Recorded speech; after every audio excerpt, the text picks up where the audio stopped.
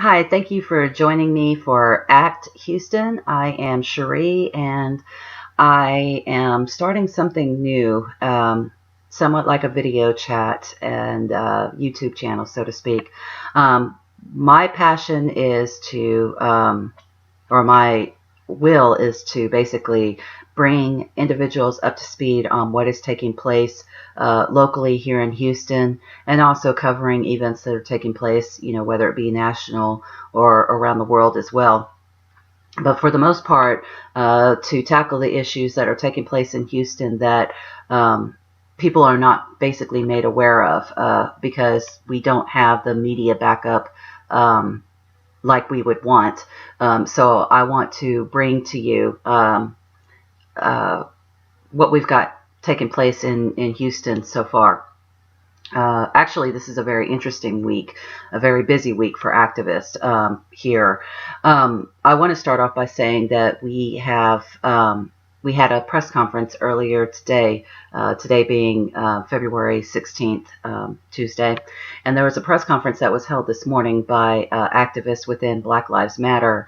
And the reason for this press conference is because back in August of 2015, we had a sheriff deputy, Darren Goforth, who was murdered as he was pumping gas at a local gas station up in the Cypress area, which is far northwest of Houston. In any case, hours that led up after his murder, um, we had two city officials host a press conference. These officials was District Attorney Devon and then our Harris County Sheriff Ron Hickman, who came forward in this press conference and basically coined Black Lives Matter being the reason why Officer Goforth was murdered. This was done carelessly. This was done without any real evidence. This was done without any kind of investigation. In fact, again, this was just basically done hours after Goforth was murdered. So they didn't have enough information to even conclude Black Lives Matter was involved in what took place. So it was a premature, immature, childish, careless act on both of their parts.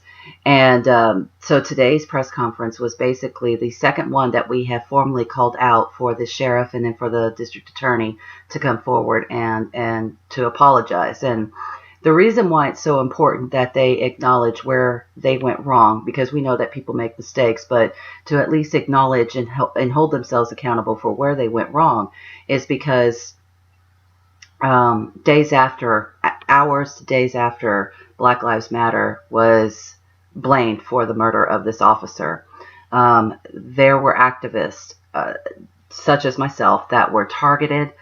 Threats of actual violence was obviously threatened through social media. Physical addresses along with cell phone numbers were posted openly, publicly for others to see online. I ended up having to change my cell phone number because of this. And then obviously any public record that any of the activists had that could be accessed online was obtained and then shared amongst others in social media. So this actually put several activists in the crosshairs of this careless action implemented by two city officials. So the reason for this press conference today was to advise, how their careless words have actually had an impact and how they have actually hurt more than helped. They were wanting to move forward and hold individuals accountable for this officer's death. But when it comes down to, the possibility of activists actually being targeted with violence, with people being loose cannons these days. We don't know who's just going to walk up and shoot an individual, and to share people's personal information online openly like that it's not an okay thing to do. And for city officials to not accept their part in creating this monster of an ordeal, it shows lack of character on elected officials. These are individuals that we vote for. In any case, since this was now the second time that we've requested a formal apology, the first one was back in September 2015, and now we're requesting it again February of 2016, and this is coming ahead because it was later learned, or shortly learned after Goforth was murdered, that he was with his mistress the night, apparently they had a standing 15-month affair. When this took place that night, she was with him in his vehicle. In any case, it has come out recently that this same mistress / paid prostitute, because more information is coming forward, that she was also linked to 3 to 4 more other Harris County officers as well, who have since been fired. So this is boiling over into some massive sex scandal, probably one of the biggest that Harris County Sheriff's Department has ever seen. However, when we're seeing this come to light, it just basically adds salt to a wound, because then we are again reminded how, again, we were blamed, and we, then the backlash that took place after it, the attacks that came after it, so on and so forth, it adds insult to injury. So we're requesting a formal apology by the city officials, or otherwise, if we can't get that, then we are planning on moving forward in a defamation lawsuit, because these careless words could have actually gotten an individual killed. And as city leaders, as elected officials, they don't need to be in positions such as this if they're going to put somebody's life in danger, and then to come forward at a later date. It was reported back via KHOU after the press conference today, when KHOU Channel 11 News reached out to get a comment from District Attorney Devon Anderson's office. She has come forward to say that she is not going to apologize to Black Lives Matter activists, that she feels like she's apologized enough to other local Black groups. Now, who these groups are, I don't know. One of them most likely being the NAACP Houston chapter, who recently gave her an Alex Award last Thursday, which we protested because we know that we know that Devon Anderson is not a friend to the Black community. She holds a very high incarceration rate of Black individuals. Our county jails are so overcrowded at this point, again, largely by, I believe 76% are Black, largely by Black males, so to speak, that we've had to outsource or take inmates and place them elsewhere, because we've got so many just overcrowded within the jail system here in Harris County.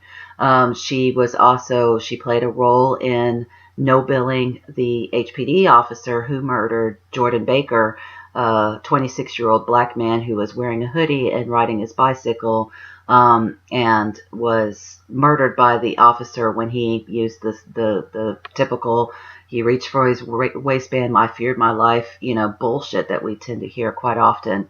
In any case, it was very, very similar to the Trayvon Martin case. And of course, Jordan was unarmed. He was never a threat, and they no-billed him. So Anderson was behind that as well. And then the careless blame of Black Lives Matter. She has indicated that she has apologized to Black groups, but she has never apologized to Black Lives Matter activists. If the people that she's apologizing to are not linked with Black Lives Matter, and I'm sorry, but the NAACP has been way too quiet where it concerns the Black Lives Matter movement, especially from a local standpoint, where it concerns Jordan Baker, where it concerns Sandra Bland. So she's apologizing to the wrong people, and the right people that she needs to be apologizing to, she holds this level of arrogance. As she exited her vehicle last Thursday to enter the hotel where she was being given this Alex Award by the NAACP here in Houston, a couple of activists had actually called for an apology openly, and she basically just waved us off like she didn't want to be bothered with us. She never engaged us, nothing of the sort. So these are elected officials, guys, and these are the people that you need to be holding accountable. And if we have individuals that can make careless acts like that, who can say these things and put people in danger, people's lives in danger. I'm a mother. A lot of my friends are activist friends or parents. Even if they're not, their lives matter too. So moving forward, we want to see, since we know that Anderson has refused an apology, we want to see if Hickman is going to offer his apology. And of course, if we don't get one from him, then we can move forward in a defamation lawsuit and go from there. So we've been extremely busy with holding city officials accountable for the things that they do or the things that they don't do in this matter. Also, I want to make you aware that on Thursday, this coming Thursday, February 18th at 1:30 p.m., we have the Pack the Courthouse for Sandra Bland that is coming up. This is going to be held at the Federal Courthouse downtown, which is located off of 515 Rusk. And we're asking that individuals come and rally with us before we enter the courthouse. And if you do plan on coming into the courthouse, we're requesting that you, in order for you to actually go into the courtroom, you're going to be required to have an ID. And if you don't have an ID, then unfortunately, the federal agents won't let you inside the building. So if you want to join us, please bring your ID. If you just want to come and rally with us outside, come a little bit earlier, hang with us as we continue to remember, Sandra Bland's life, legacy, and then moving on from there, Sandy Still Speaks, and also to support her mother and her sisters that are all just really, really amazing people and stuff. And then to also just, if you're wanting to get involved in activism, that first step is the hardest step to take, but that is the biggest one that you will ever take in your life. And all you got to do is take that first step to get involved. And it's just very easy. I know it's intimidating to just show up somewhere and you don't know anybody, but I assure you, a lot of us engage individuals in such a peaceful and loving manner. And again, we are needing more people to step up. We need more people to, to stand by us and to continue to fight forward. And we need individuals to continue to try to wake up the masses and what's really taking place in our country and also within our city. So I appreciate you staying around to let me talk, and I'm looking forward to conversating with you guys in the future and bringing you information as it comes. And